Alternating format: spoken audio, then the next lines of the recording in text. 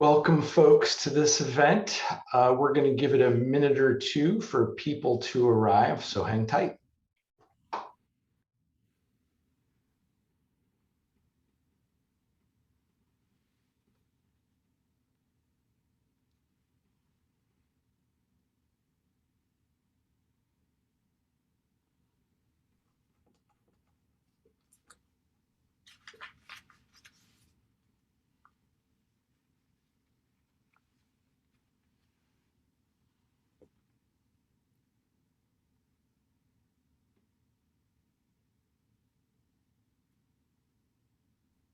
Okay, I think we're getting close to a critical mass here, and we have a lot to cover, so I'm going to get started. Welcome again to this event on the kind of undergraduates' career experiences, hosted by Strada. I'm Paul Fain. I'm your moderator and a journalist who covers connections between education and work. I'm excited for this topic, in part because I increasingly am hearing from folks in higher education and beyond who think that improving career services and exploration for students is a social justice issue. That's because of what we now know about higher education's failure to improve the economic and social mobility of too many students, particularly Black, Latino, and other underserved student groups. I'm going to introduce our panelists here, and then I'll give kind of the rules, the plan for this event. First off, Dr. Farouk Day, the founding Vice Provost for Integrative Learning and Life Design at Johns Hopkins University. Dr. Day has held leadership and board roles at Stanford, Carnegie Mellon, the University of Florida, the National Association for Colleges and Employers, NACE, the American College Personnel Association, ACPA, and various startups and nonprofits, along with a focus on closing the gaps between the haves and the have-nots. Hello, Farouk. Right. And then we've got Dr. Jillian Kinsey, Associate Director at the Center for Postsecondary Research in the National Survey of Student Engagement, NSSE Institute at Indiana University School of Education. Dr. Kinsey conducts research and leads project activities on the effective use of student engagement data to improve educational quality and issues of teaching and learning. She's also a senior scholar with the National Institute for Learning Outcomes Assessment, NILOA project. Hello, Jillian. Thanks, Paul. Glad to be here. And then last but not least, Dr. Dave Clayton, Senior Vice President of Consumer Insights at the Strata Education Network. Hello, Dave. Perhaps least, actually, Paul, in this group, but it's good to be with everyone. Well, I was trying to be nice, Dave. But Dave and Jillian are going to go through the latest findings from Strata and NSSE. That'll take us maybe 10, 15 minutes. And then I'm going to do a Q&A, a moderated Q&A with our panelists. I'm going to leave plenty of time for questions from all of you, but you don't need to wait until the end to ask them. Please go ahead and ask in your browser. You'll see at the bottom the little tab for that, which I'm sure you all have used before. Go ahead and ask away, and folks from Strata and the panel will answer them as quickly as we can. So without further ado, Dave, take it away. Thank you. And just let's get all the Zoom buttons in the right spot.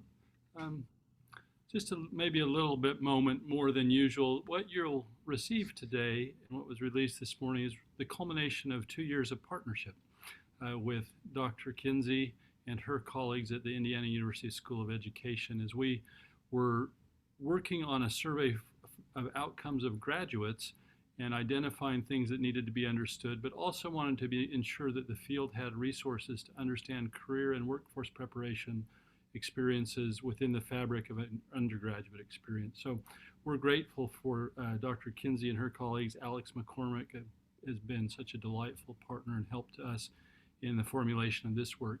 Most of the things we share with you are nationally representative surveys of alumni, of the public, of current students. This database is a representative,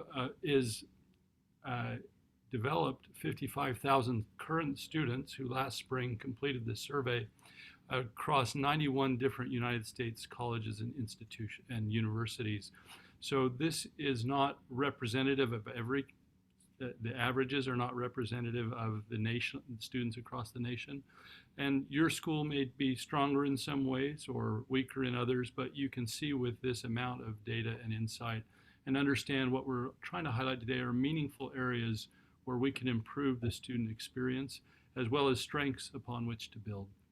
So thank you, Jillian and Alex and colleagues, for the partnership through time in developing this, and what a rich data set and resource to the field going forward. This will perpetuate. We'll talk about a couple things today. One is career building activities and the aspirations of first-year students in their first year of what they say they are plan to do while they are students and pursuing their degrees, and the report back of seniors and saying what they actually did do.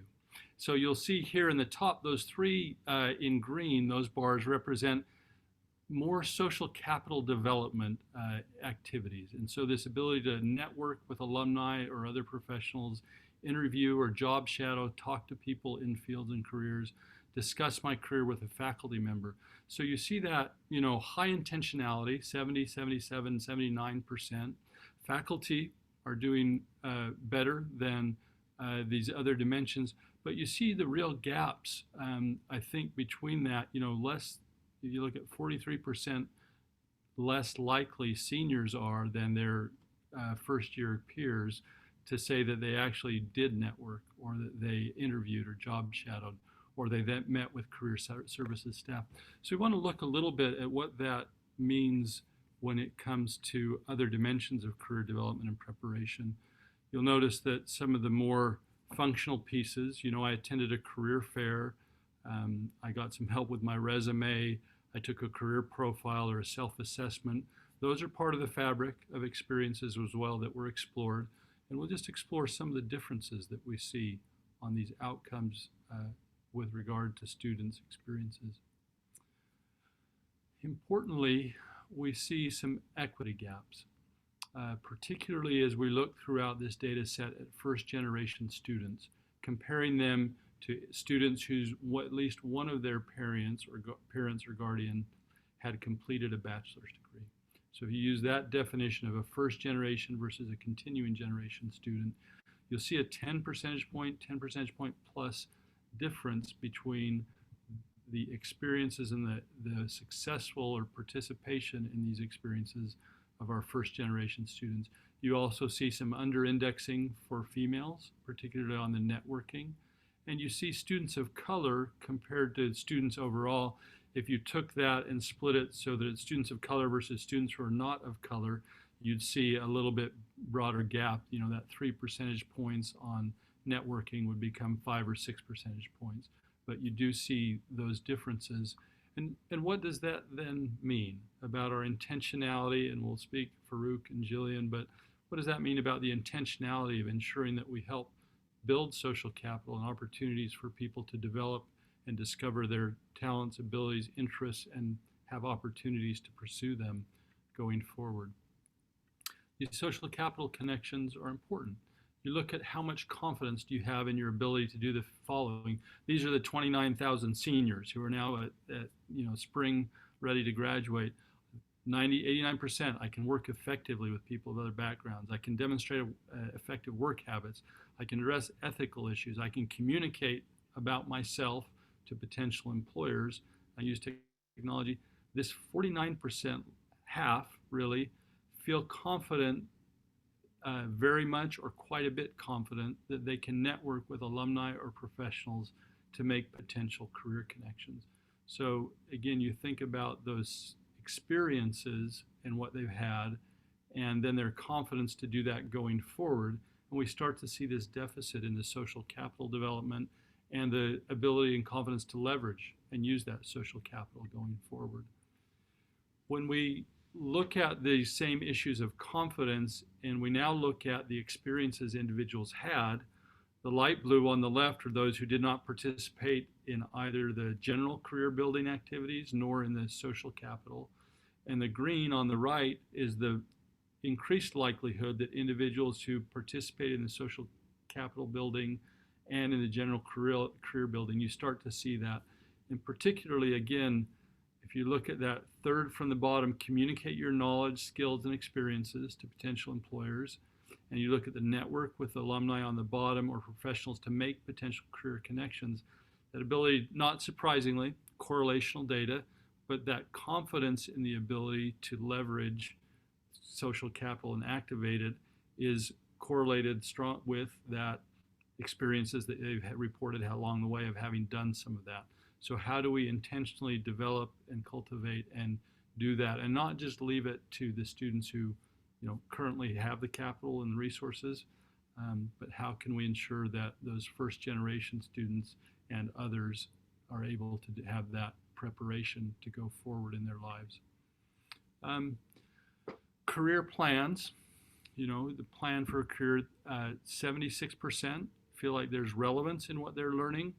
76% say that they can describe what's necessary for a plan for their career. They have ideas as these are seniors who are graduating.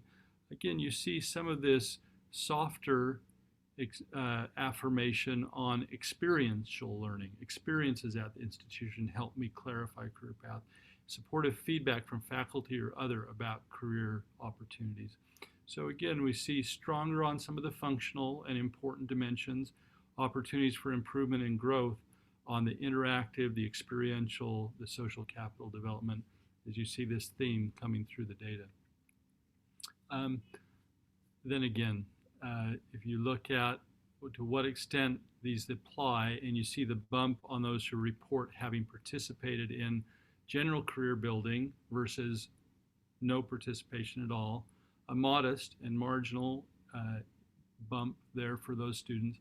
But those who participate in the social capital, you really start to see the equalization, right? That the change between the greatest strength or sense of confidence, I can describe my skills, and the supportive feedback now is 8%, and it was 37% gap on that prior slide. So the power of the social capital activity experiences plus the general career, the and is important. And then just a couple slides to think about the work and internship experiences that individuals have and how those connect to their confidence and sense of preparation for a career and going forward. You look and see that first generation students are much more likely to be working 20 hours or more a week, half of them, right? And 24% are working 1 to 20. So 74% of first generation students are employed while going to school. And this is amongst the seniors, right? So the 29,000, almost 30,000. For continuing generation, you get, just over 2/3, but then also a stark difference in the report of having an internship experience. And we'll see in a minute how that plays out with influences on their development. As you would expect, right, the more likely to have had an internship and a quality internship, the more influential that would be on somebody's understanding and expectations about career paths and opportunities. And if your experience outside the campus is heavily loaded with work, those then become, and so what kind of jobs and experiences are individuals having where they're applying learning? Is it related to their career? Is it additive to their academic work or not?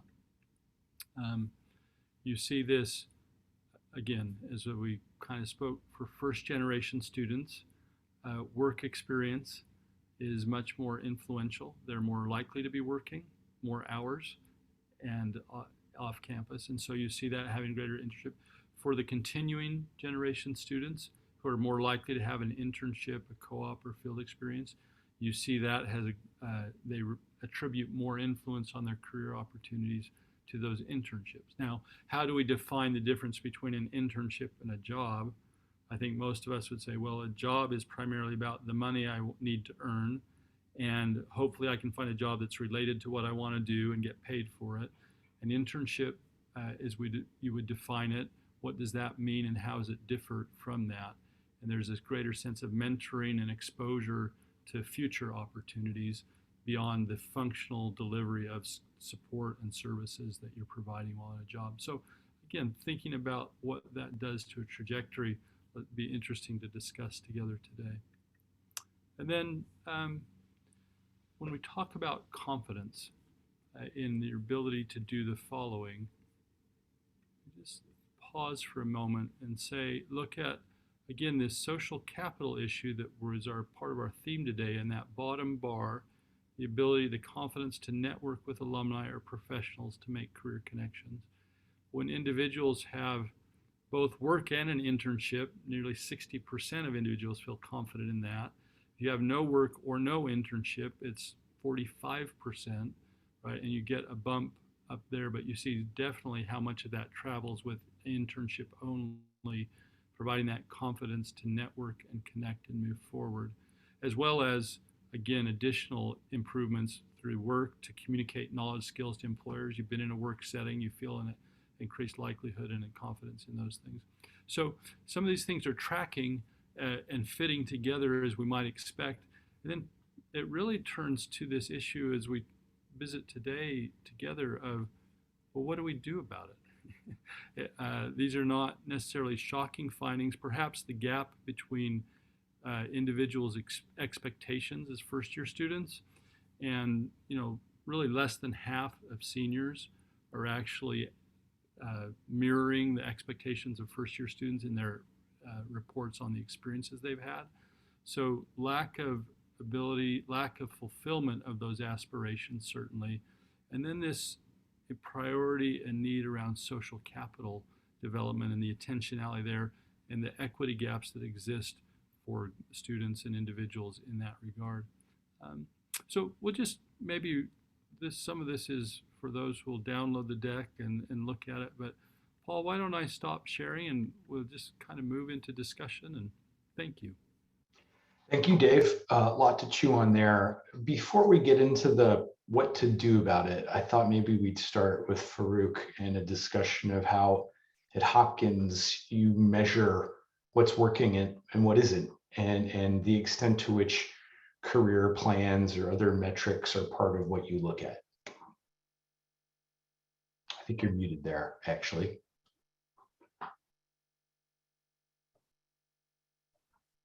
You would think that after almost 2 years of the pandemic, I'd get this down, but of course, leave it to the time of the webinar to do that. Thank you for that question, Paul, and Dave and everyone at Strata. I mean, I think this is just fascinating data that actually really aligns perfectly and supports the work that we've been doing at Johns Hopkins.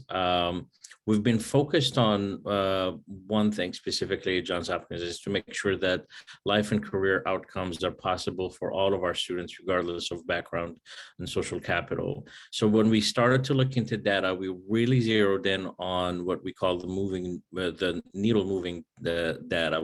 What are the interventions, the things that really make a difference? And as I look at this report, your summary aligns perfectly with what we've been thinking about, which is that if we want students to really do well, regardless of what background they come from, we want to equip them with the right experiences that give them the skills, the networks, the ability to reflect, and then we want to give them the networks, the connections. We have framed that at Johns Hopkins as mentoring, and we've really just tried to allocate all of our resources towards these two specific things. Some of the earlier data that's shared in the report about student participation in the career activities like resume writing and or meeting with a counselor or going to career fairs, what we found is that those are really not necessarily predictors of career success, but that they are measures of how proactive the student is. And the unfortunate thing that we might have observed in higher education in general is that the career services that are provided on college campuses are provided on an opt-in basis, which means that it's your most proactive students who will come and show up and consume those services. And the ones who are least likely to show up are the ones who are going not only to miss out on some of those activities, but eventually on the very things that Dave just mentioned in the report, the immersive experiences, the internships, the ability to build mentoring relationships with faculty, with alumni. So those metrics about those activities can be predictors of the behavior of those students over the course of their time in college. So what we're trying to do is really have an approach where we can integrate all of these concepts into the academic experience so that it's no longer something that's on the periphery that's easy to miss. And then you'll realize once you're an alum 2 or 5 years out, while you're at college, it's just what happens. What happens is that you're going to participate in immersive experiences and build networks that will eventually open doors for you. If I may, I'll also throw in one tidbit here that hopefully will engage us in an interesting conversation, and that's the expectation for students to have career plans, which is, I think, a foundational piece of the survey, but also I think a foundational piece of how higher education works with students today. The question or the expectation that students have to have clear career plans at the age of 18 or 19, or just as undergraduates, is an unreasonable one. I don't even know what I'm going to be doing in the next 5 years myself, and I've been at it now for a couple of decades. So what we found is putting the pressure for students to predict what they will become and to have precise plans and is too linear and reasonable, and it's just not how this economy works. There are jobs that will exist in 5 years that do not exist today. The World Economic Report predicts that we will lose 85 million jobs in the next 5 years, but we will gain 97 million jobs also in the next 5 years. So knowing that, I think we have to adopt a new approach that helps us work with students to know what they're curious about today, and to have the ability and the confidence, going back to the survey and the data, to have the confidence to experiment with those ideas, to try things out, and to be comfortable with the uncertainty of where these things will take them, and to develop mentoring relationships and connections and networks that will open doors for them. It's a very hard thing to measure. It's harder to sell to, especially parents, but it can be done, and we've done that at Johns Hopkins, and I'm happy to share more about it. Just fantastic points, Farouk. And Dave and Strada's previous findings have shown students' uncertainty and anxiety about the job market. So curiosity and confidence seem to be important pieces to navigating that. But I want to give Jillian a chance to respond to that last piece, if you'd like. You're muted there. Thank you, everybody. I really appreciate it. And I have a couple of comments in response to some of what Farouk is raising about students' confidence and their career building skills and the relationship. And the one thing I think I really want to emphasize is that one of the things I think the survey results at least demonstrate is that students are, for the most part, confident that what they're learning in college is helping them develop their confidence in being able to be in the workplace and survive, which to me is a pretty broad and at least inspiring and comforting, reassuring, I suppose, indicator overall about what students are getting out of college. So I think that's a really important thing. However, what I think is that students are figuring this out on their own more than it is that they're taking advantage of services and other things that the campus is providing, which is it's a hard thing to swallow and think about, because it's clear they're not necessarily taking advantage of all of the services and things that we set up for them, because as Farouk mentioned, it's largely an opt-in opportunity. So I think that while I feel assured, and it makes me feel good that students feel confident in what they're learning and its relevance to career, it's not always because of things we're doing in the college setting. So that should probably alert all of us to the potential here for thinking a little bit more intentionally about what we might set up for students. And to me, it really points to the importance of doing a better job of integrating experiences into courses, into more regular activities that are part of students' regular experiences. In the same way that internships are also largely opt-in, and by our data, internships are only experienced by about half of students in all colleges today.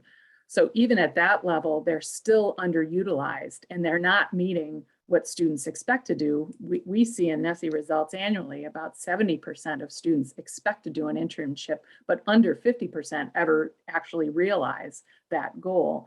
So I think we can do more to put these career building skills and resources and ways for students to think a little bit more about their life plans in courses, in places where students will see them, more than making them just an optional activity. So that's one of the things that really stands out to me in these results. Thanks, Jillian. Dave, I'd love to give you a chance to jump in on that point as well. It's an interesting challenge. I think, Farouk, you said hard to sell to parents. And so what I would, I said this yesterday as we were visiting, but if I look across the body of our research over the last 4 years that I've been with Strata and our research team, Nicole and Andrew Hansen and Elaine Lee and others, there is a consistent theme that whenever individuals understand the connection between education and work, it improves their optimism about pursuing education. It improves their confidence it will be worth the cost. And when they look back at, if they're current students, they're more likely to think their education will be worth the cost, even if they're enrolled, if they feel like their university is doing a good job helping them connect education to career. And when alumni look back and say, oh yeah, that course was relevant. Oh, I had an internship. I had work-based learning. I had a mentor. I had any of those indicators. Those are the things that move that likelihood to say it helped me achieve my goals. I earn more, right? Income goes up, as well as this sense of it, my education was worth the cost. So how we deliver that and to give people the confidence that the education will prepare you for that successful career while acknowledging the ambiguity of what that career will be in 5 years and 10 years and 15 years. We actually see the lowest rates of subjective perceptions of education in the second and third year out from graduation. People are come out, but it continues to climb. 5, 10, 15, 20, 25 years post-graduation, those perceptions of value. Now people say the tuition costs less, this, that, the other, but you do see this sense of career path. And Andrew Hansen, one of my colleagues, did work at, it was called the permanent detour, but looking at those initial outcomes and trajectories and experiences through the labor market over time. So it's a real challenge to give people both the confidence that they'll become something, along with the promise that they will continue to become anything they want to be through time. And it's hard, but it's doable. And Farouk, I think, you're in a center that I think that your backdrop there is you'll be opening this fall, but just kind of represents Johns Hopkins' commitment to this intentionality about blending this preparation to succeed as well as the preparation to grow, so that it's an and, not an or. It's not skills or lifelong education, right? It's this and notion, and it's powerful. Brooke, would you mind describing the center and what's in store? Yeah, this spring, we will open the Imagine Center for Integrative Learning and Life Design. It's a mouthful, but we hope that that our students will just remember it as the Imagine Center.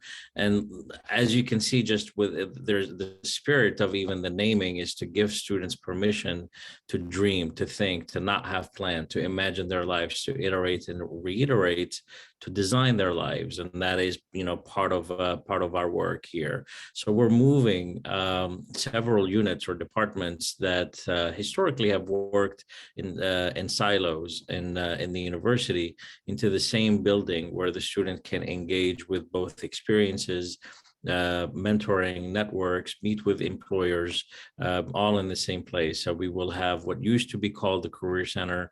Now it's called the Life Design Lab. Will be in that building. The Office of Study Abroad, the Office of Experiential Learning, the Undergraduate Research Office. We've created the new department that oversees mentoring programs university-wide. So we made a commitment a couple of years ago when we created this new office. It's called Hopkins Connect, that by 2025, every single one of our students will graduate with a mentor, a meaningful relationship with a mentor. We have over 200,000 alumni to tap into for that. So we're really trying to redirect the resources and the strengths of this organization to or this university to support students in what I think will be the right way. So the picture in my virtual background here is a mock-up of one of the spaces in the Imagine Center. We'll have Hire Hopkins, which works directly with employers and companies. We created a new department that is focused on PhDs and postdocs because they're often forgotten. So we really just try to have a holistic view at this. If I may take this opportunity to also comment about some things that were shared. I think this is a really fascinating conversation, and it's coming up in the chat and in the questions too. Is well, what is the solution? Is it to require students to do these activities, or to Jillian's point, to integrate, or what do we do? And where we have landed is that integration gets you much further than mandates or than requirement. And requirements, although they might sound like an easy solution, they're more problematic than they can be. So, for example, requiring internships, we still have a culture overall in at least the United States, I'd say probably all around the world, where there are significant number of internships that are unpaid. And that speaks to the data points that you shared, Dave, earlier, of students who are taking part of internships versus those who are having to choose to work in possibly jobs that might not connect directly with what their areas of curiosity. So there are real economic challenges that make it really difficult for all students, regardless of their background or social capital, to participate in a requirement for internships. But if we were to require internships or other types of immersive experiences, then that raises the university's commitment to provide those with funding. So first, I think we have to have an education campaign with employers to pay your interns, and the second thing is to make sure that for those that are unpaid, that the institution itself can commit to philanthropic activities to support students who are not able to pay for or to subsidize students' internships. So last summer, I think we distributed over $500,000 or close to $500,000 in summer grants to support underrepresented students with summer projects and immersive experiences. And it all came from philanthropy. So all of these things, I think, can make a big difference. But I think the integration, Jillian spoke about this really beautifully, is integration in the curriculum, in the course. What if the faculty really bought into it so that it's part of their syllabus, part of their language, and part of their conversation? And we still have two challenges there. One is that there is still a culture in academia where there's this push and pull between what is around the purpose of higher education. Are we preparing students for jobs, or are we, educating global citizens for the greater good, et cetera? And the truth is that it's both, especially when we look at the cost of higher education, but it still continues to be a debate and a friction point. And if we push the career part too much into the curriculum, typically at most institutions, particularly the research institutions, there's pushback from the academic side. So we have to find ways to integrate these types of activities so that they're not so we're not having to refer students to them. It's just what they get from admissions all the way to graduation. So that continues to be a challenge that we have to overcome. Jillian, I want to give you a chance to respond to opt-in versus mandatory and integration here. Yeah, I love the question, and I think it's easy for us to move to this idea of, well, if we make it required, then nobody can miss it. But I'm also a little on the fence in terms of what should be required and what should be fully integrated. And I think the idea of more fully integration of the kinds of experiences we want students to have is the way to go. I think one of the caveats or qualifiers I would also put on there is sometimes the level of integration we think is necessary is actually far exceeds what's actually necessary. And let me be more specific about that. I think that sometimes we believe that a student needs a full semester of an internship experience in order for it to be meaningful and substantive and for them to really get something out of it. And I actually think we might be over representing that experience, and that sometimes it's a few short, spaced out informational interviews that might help bring clarity to the students' questions, more so than having a whole semester-long experience where they're, doing 20 hours a week, and some of it's meaningful and some of it isn't. That instead, I think we can be a lot more thoughtful about the way things are integrated and the extent to which the student needs that much of some certain experience. So to me, there's also a matter of some small things could be well and easily integrated into courses, into program design, into co-curricular experiences where a student might sign on for a semester-long leadership experience where they're doing some outreach to people in the field that they're interested in. So I think there's some ways to blend curricular and co-curricular program level work, and also, really be a lot more thoughtful about the small ways that we can do this. I think we really saw this in some of our data that we collected during this very challenging period of the pandemic when so much was moved to remote. And we saw more faculty doing things like, I can call on my alums now that I previously couldn't necessarily, pull in because their schedules were too challenged or they couldn't come to campus. But now I can bring them into my class because I have this remote setup now. I have this either a hybrid development or maybe I have them record something for my class, and I bring the alum in that way, or I bring the employers in via this remote experience. And I think we saw a lot more of that happen during the pandemic just by a matter of need and necessity. But I would retain that if I were a faculty member and an institution, because the students noticed it and they valued the fact that they were seeing more employers and alums via these virtual opportunities. So I think those are the smaller experiences I'd like to see more fully integrated into college students' experience versus requiring 5 visits to the Career Center a year, for example. How about you, Dave? I mean, we've seen data to support the value of micro internships and networking over the pandemic. Can we get there across wide swaths of higher ed without requirements? Well, I love if everybody looks in the chat real quick and sees Jeffrey Moss. Jeff, I don't know which institution we were with, but this micro internships, students sometimes finding them on their own and bringing them to professors and engaging them in a faculty community. That's, I think, Farouk, the vision that you have and are building of this connection, right? The word you use, connection, across these domains so that they're not siloed. I think mandates only take it so far,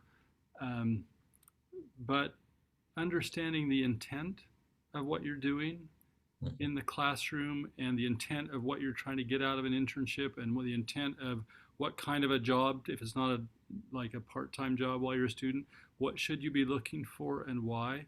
Understanding that and what you can build and access through that investment of time and resources. It just, for our traditional age students, 18 to 24, that's a high bar for many. Adult learners do much better. They're focused coming back in and saying, I want these things because I know this is how it'll work in the real world and I've had some experiences in what they're pursuing. So we have to think about those differences. One thing that I think we fall prey to that is an easy lift is sometimes we are doing things as educators with the exact right intention of this is, so we're designing this project in this class and you'll be graded this way so that you learn project leadership and teamwork and ability to write orally and to learn new things independently, right?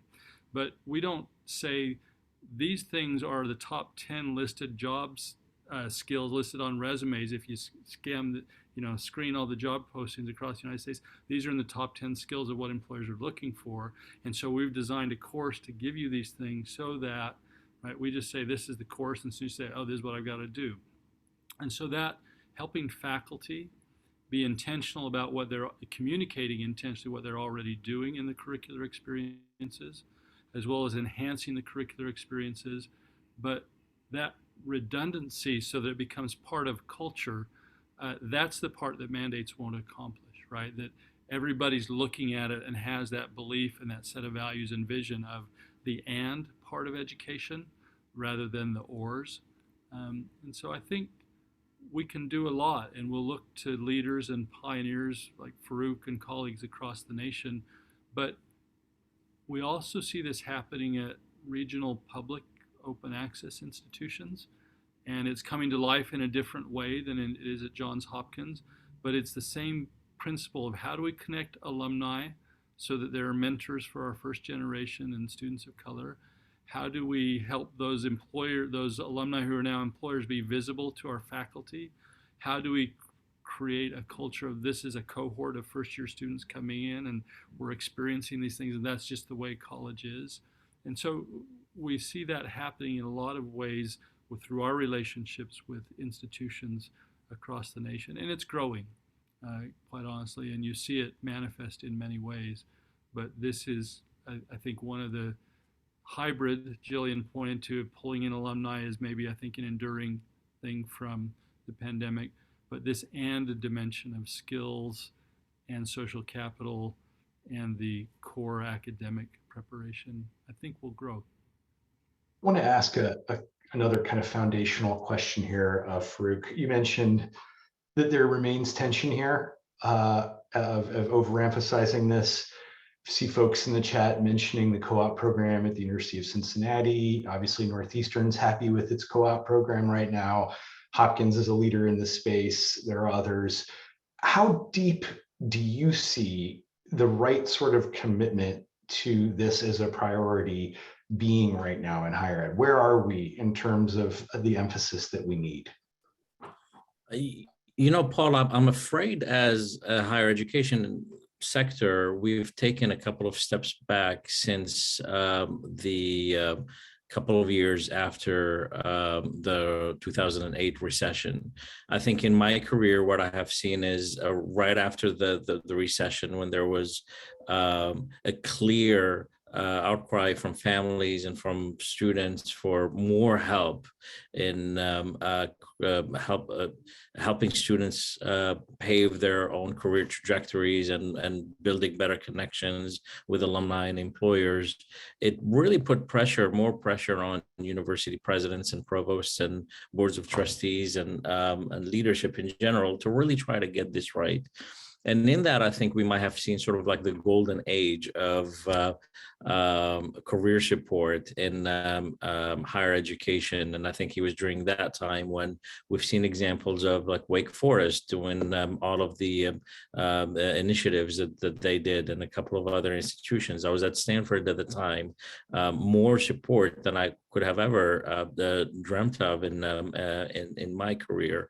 But I think in the last couple of years, what we might have seen is that higher education has taken its eyes off the ball here, and we're maybe we've just gotten more relaxed about it. And that concerns me, because when there is no clear intervention from the university, when there is no clear mandate, not on students to participate in things, but on the university to provide the right amount of support to have this be part of the conversation in the academic curriculum conversations and in the management of the university, et cetera, then you're really leaving it up to chance, and you're leaving it up to students to figure out these things on their own, using their own networks and their own skills and their own support systems. And as we know, those are not equitable across the board. So what we're seeing is that the gap is widening again. Students who are coming in from wealthier backgrounds, who have learned how to navigate complicated and complex systems since a young age, who have people at home who remind them to go visit with advisor X or do an internship or do these things that are opt-in, they end up doing well. And at graduation, they have offers in hand, they have options, they can take a gap year to try to figure out what they really want. And then you have the other students who do not have this type of support. They're sort of on their own, even though as a university, we're saying you're not on your own, you have these resources.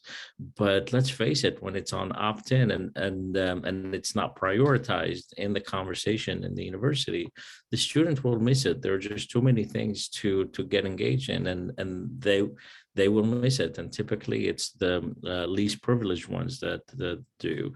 So I have concerns today about where universities are. There are clear good examples of good things happening, and we can name them. But for the most part, I'm not seeing the support than the advances that I saw post 2008 economic downturn. Go ahead. Yeah, I just wanted to add something. Thank you for those insightful comments. The other thing, I think we've been very focused in our conversation today about what institutions can do, what they set up, how they organize, the integration of services and ensure students are gaining the kinds of internships and work-related experiences they need.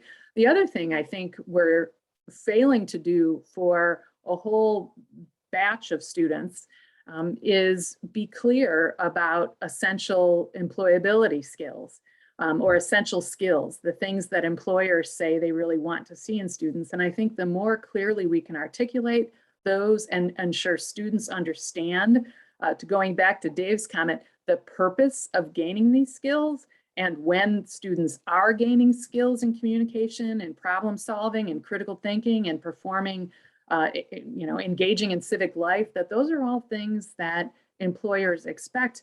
But I don't know that we do a good job right off the bat of telling students these are the things you'll develop. Instead, we say, you're going to earn a degree in this major. Okay, well, what skills do I have? Curiosity, problem solving. I think we can do a lot better at helping students capture and understand those skills. And places like the Kentucky Council on Postsecondary Education is starting to work towards developing a whole graduate profile. So, and they're using it to better articulate both to faculty and staff and students and families what's happening and what students can expect to see in Kentucky, all Kentucky public institutions. So I think that clear articulation is also necessary. Julian, related to that, I've seen a couple comments in the chat about the potential for comprehensive learner records that do more breaking down of competencies and skills for students as they enter the job market. What's your thought about the potential, or frankly, how far we have to go till that becomes a reality? Well, I just mentioned that Kentucky is already kind of moving down this road where they've made a clear expression of what they expect of their graduates. And then that's going to require some recalibration within the curriculum to make sure that they're delivering on those outcomes. And I think it can be inspiring for faculty and staff to say, okay, let's see how well our curriculum, our experiences are lined up, and then to make sure that we are very clear to students about where they're gaining those kinds of experiences and the specific examples of the problem solving, of the interacting with people of diverse backgrounds that they're gaining when they're in college. So a comprehensive learner record will help students do that, and it also help hold institutions accountable for those outcomes. Thanks. Farouk, I have seen a couple questions about the potential for platforms like Ripen or Forage. I saw Joe Testani, a career services veteran at the University of Rochester, mentioning that. I gather that they can really help make it easier for faculty engagement in some cases. Thoughts about institutions looking at the potential there? Yeah, I think the use of the technology can be powerful to scale the efforts that, or to scale access and to scale the efforts that were previously only available to the few who show up. This is one way to just make it really accessible and in the hands of everyone who has a mobile device or access to technology. So I think there is more to be done from a higher education perspective to integrate these technology platforms, because I think what we're reaching now is a point where institutions are adopting a few of these, but they're not necessarily talking to one another, and the data isn't flowing really clearly. So you end up with students having to log into different systems all the time in order to do different things. So you end up mimicking the same problem that you used to have pre-technology, if you will. But I think it can be really powerful for scaling and to try to bridge that equity gap among students. Ultimately, I think if the institution really focuses on getting as many students as possible engaged in experiences and in relationships with mentors, then we can get there. So for mentoring, for example, for us, we had to adopt one mentoring platform for the entire university across all of our 9 schools. And we had to do a lot of work before we implemented the technology to get all of these players on board, because that's really the greater challenge. It's easier to buy a license to and then sign a contract with a tech company and bring their platform in. But I will tell you that it will absolutely fail if students don't use it and if it doesn't have widespread adoption among all of your stakeholders around the university. So we had to do an entire year's worth of work in getting our deans and our faculty and our department chairs all on board with this idea of getting every single student connected with mentors. And then we were able to implement it. And I will tell you that the adoption was really quick that way. But I've had experiences with failure in here where we just bought a license, we put it in front of students and it didn't get used, and then we had to just shelf it the year after that. So you have to do a lot of work first before we implement technology. Jillian, I see you nodding along. Anything to add on that point? No, only to say that I've seen that exact problem that Farouk is describing, and I think it's problematic when those technologies are not well integrated into existing systems. And if we're not bringing faculty and staff along to make sure that they fully understand, buying things from off the shelf or implementing too much too fast, I think is highly problematic. I want to stay with you for a second. I see an interesting question here about expectations versus reality for students, citing, first-year students are overeager and thinking they'll do so many things. In reality, they only have so much time. What should students be expecting in terms of life and career planning? I'm sticking with you, Jillian, if you'd like. Well, I'll start by saying I'm all for high expectations, particularly when they have to do with the things that we know matter for students' learning and development and their success. So I want students to come in with very high expectations. I'm not about to recommend that we tamp down their eager expectations. However, I think we need to be sure that we start to tap some of those expectations and help students understand where they will be realized and how. So this to me suggests a lot of the life design that I'm imagining is part of the Imagine Center and the scaffolding of experiences. So, I can imagine a whole curriculum where students' experiences related to their career ideas and their life skills are mapped out in a way that begins with some reasonable experiences and taps what they really hope to do in college.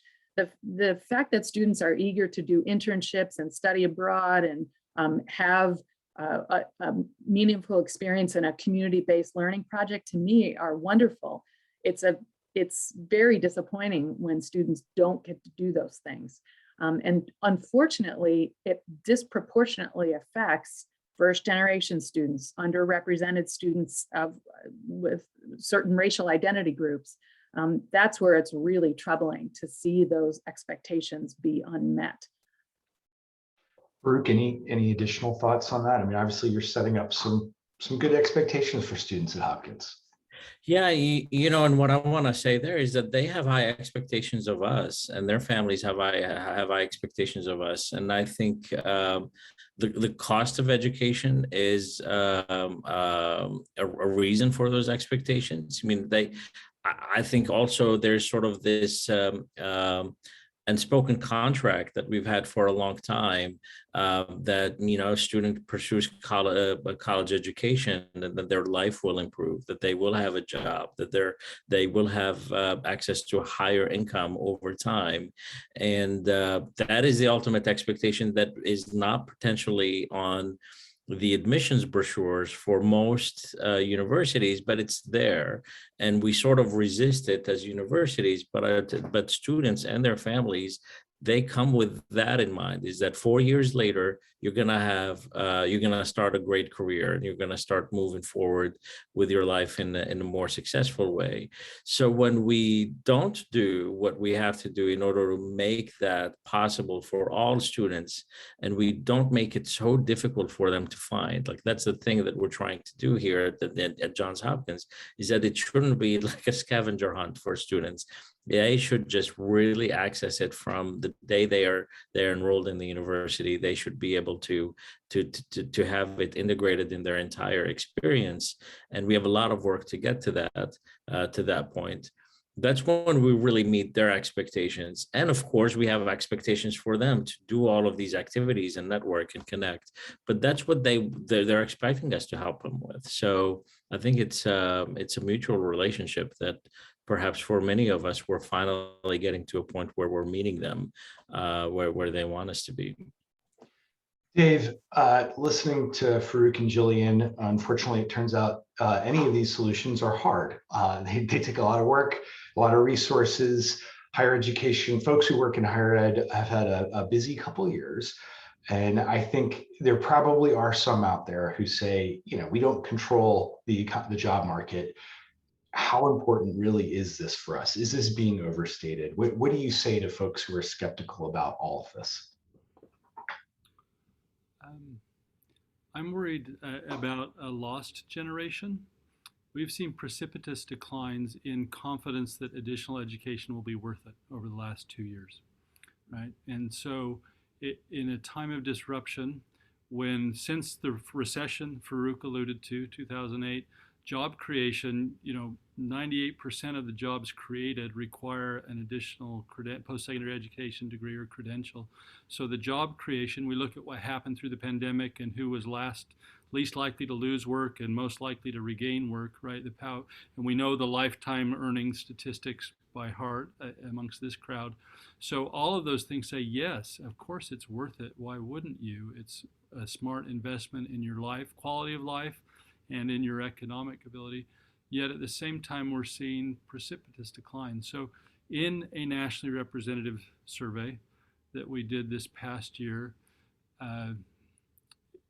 we saw, I looked up the number, 58% of young adults ages 18 to 24 believe that a college education would be worth the cost. Now, if you split that, look at those individuals who say I'm a Republican, you look at those individuals who say I'm a Democrat, 76% of those young adults who identify as Democrats say college is worth it. 39% of those who identify as Republicans say college would be worth it. So talk about a 37 percentage point gap in expectations about the value of education. And we think about a nation that we want to unify and move forward and work together and build our economy, but build our communities. Right, we can't have the haves and have-nots, whether it's first generation or students of color or political ideologies. These kinds of divisions are just so persistent. The unifying thing that closes the gap is confidence that I know what to do, and I know that doing that will lead to the economic outcome, the life outcome that I want. So this intentionality, not that just Farouk, when they show up on the first day of campus, it's automatic, it happens. The sight lines into this promise and this confidence that we need to build and rebuild so that people will trust and turn to higher education for that upward social mobility, the building and the future of our society. I mean, that's why it just feels so critical to me. And I'm grateful for everyone who's with us today and for Farouk and Jillian and their leadership in the field as we seek to serve our nation and serve the individuals in our communities, in our families, and in our blocks. So thank you. It's a great note to end on. Unfortunately, we are out of time. Thanks to everyone who attended this. It was a lively chat. We tried to get to as much of your excellent questions and points as we could. I believe a link is being added to that chat right now that'll take you to a survey where you can share some thoughts to help shape future webinars. And the Strata folks will also email out that link tomorrow with a follow-up note with a recording of the webinar. So again, thanks everybody for attending. Thanks very much to Farouk, Jillian, and Dave for such a great conversation. We'll see you all later.